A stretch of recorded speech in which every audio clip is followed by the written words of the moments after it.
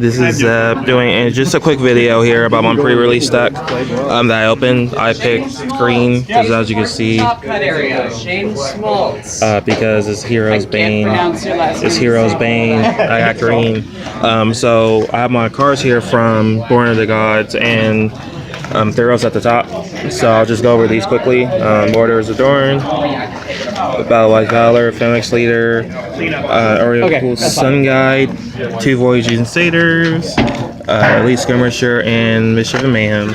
And then these are the cards I got today. I have 2 Renowned Weavers. Their ability is you sacrifice her and you get a 1/3 green spider enchantment creature with token with reach on the battlefield.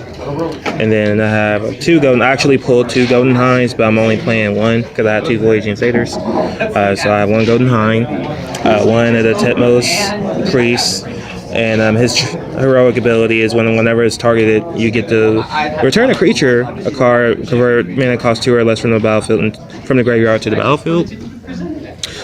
Ferris Band War Chief, who gives all other centaurs +1 in vigilance, and himself has +1. He gives all their centaurs +1 vigilance and trample, and himself has +1 vigilance and trample. The supply line cranes, and when it enters the battlefield, you get a +1/+1 counter on target creature. And then I had Hero's Bane, and then Hero's Bane, which is the green promo card.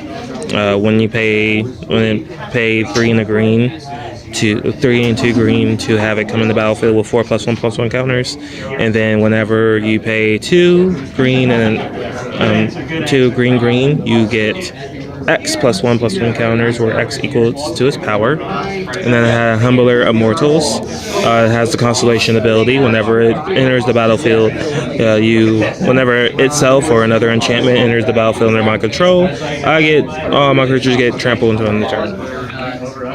And then some of my non-creature spells, I have a Reprisal. I was able to pull that. Destroy target creature and power 4 or greater. Johnny's Presence gets the Strive card, where it gets +1, and then for every cost, every target beyond the first is 2 on the white. And any number of creatures get indestructible and +1/+1. I do 2 Oppressive Rays I was able to pull today. And this is a really good enchantment because it not only affects combat, attacking and blocking, but it also affects any activated abilities. So when it attacks or blocks, you can't do it unless the controller plays 3. And then activated abilities of enchanting creature cost 3 more to activate.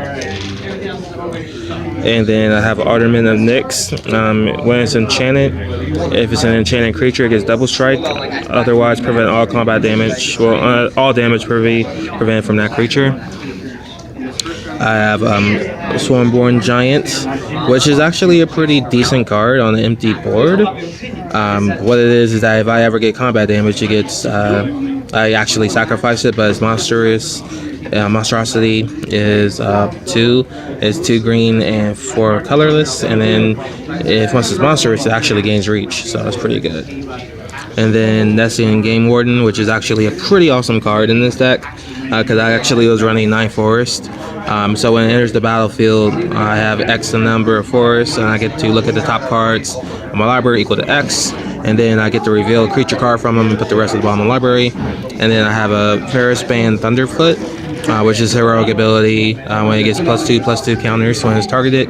And to be honest, I didn't actually use this card a lot. Wasn't able to play with it, so I'm sure it's pretty good. But I probably would play the Centaur Battlemaster because it's probably pretty good as well. And then I actually opened the Johnny Mentor of Heroes, so that was pretty awesome. Opened it and I'm like, all right, the Johnny. And I was like, I guess I'll play green and white.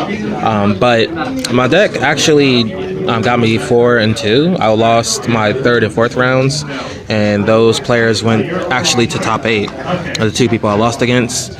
And I actually opened really good blue, really good red, and really good black as well.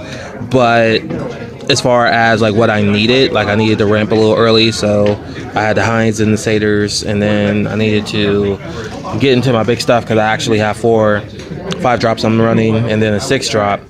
And then, you know, to even run into this turn 3 is pretty good on an empty board. So, other than that, the deck is pretty good. Got 4th, so that's pretty good. And I actually got 3 packs of Born of the Gods. No, wait, what's this called? Oh no, I got 3 packs, as you can see, 1, 2, 3, of Journey in the Nyx. So I'm probably gonna open those pretty soon. But I just want to go over the deck here, just to see what you guys thought of it. I know it's a little heavy on the top end, but if I'm able to ramp early, you know, it's pretty good. So I guess I'll be it. This is Comic Town Sunday. About to go home and sleep. So good night.